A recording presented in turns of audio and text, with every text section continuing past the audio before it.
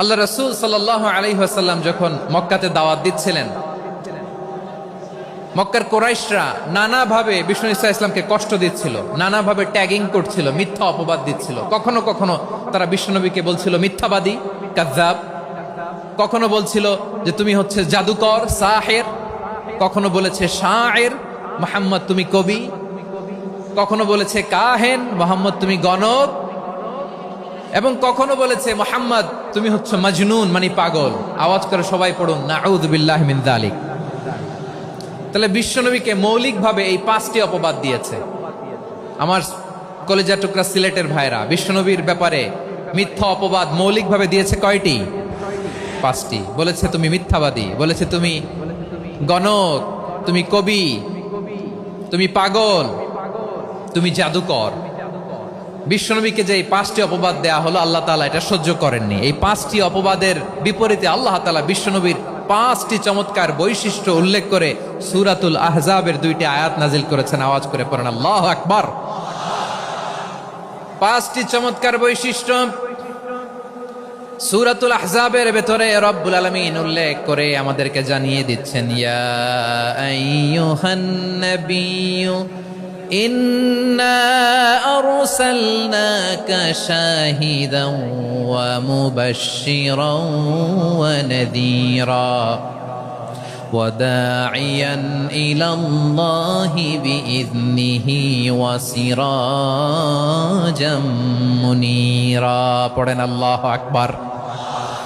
রব্বুল আলামিন ডেকে বলেন, ও নবী, নিশ্চয় আমি আপনাকে সাক্ষ্যদাতা রূপে প্রেরণ করেছি, সুসংবাদদাতা রূপে প্রেরণ করেছি, সতর্ককারী রূপে প্রেরণ করেছি, আল্লাহর দিকে আহ্বানকারী রূপে প্রেরণ করেছি, আর আলোদানকারী চেরাগ রূপে, প্রদীপ রূপে প্রেরণ করেছি। পড়েন সুবহানাল্লাহ।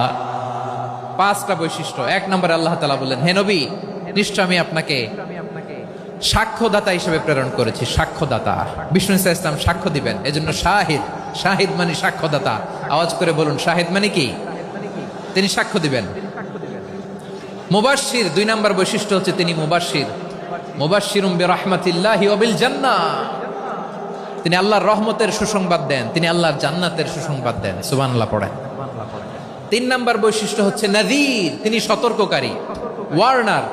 তিনি সাবধান করতে এসেছেন, রিমাইন্ডার দিতে এসেছেন যে আল্লাহর পথে যদি না চলো, শিরকি কাজ যদি না থামাও, তাহলে এমন আযাব আসবে আল্লাহর পাকড়াও থেকে তুমি বাঁচতে পারবে না। তিনি নাযীর। বিষ্ণু ইসা ইসলামের 4 নম্বর বৈশিষ্ট্য হচ্ছে দাঈয়ান ইলাল্লাহ, তিনি আল্লাহর দিকে আহ্বানকারী। এই যে আমরা আমাদেরকে পরিচয় দেই যে আমরা দাঈ, বলি না? বলি যে উনি হচ্ছেন একজন দাঈ ইলাল্লাহ। বহু বচন আমরা বলি আদ-দুআত ইলাল্লাহ। এটা কোরআনের এই আয়াত থেকে এসেছে। সুবহানাল্লাহ পড়েন। ওয়া দাঈয়ান ইলাল্লাহি বিইذনিহি, আল্লাহর আদেশে বিষ্ণু ইসা ইসলাম আল্লাহর দিকে মানুষকে ডাকেন। এবং বিষ্ণু ইসা ইসলামের 5 নম্বর বৈশিষ্ট্য হচ্ছে সিরাজাম মুনীরা, আলোদানকারী প্রদীপ, আলোকদীপ্ত প্রদীপ, যে আলো দিয়ে তিনি গোটা বিশ্বকে আলোকিত করেছেন। আওয়াজ করে পড়েন আল্লাহু আকবার।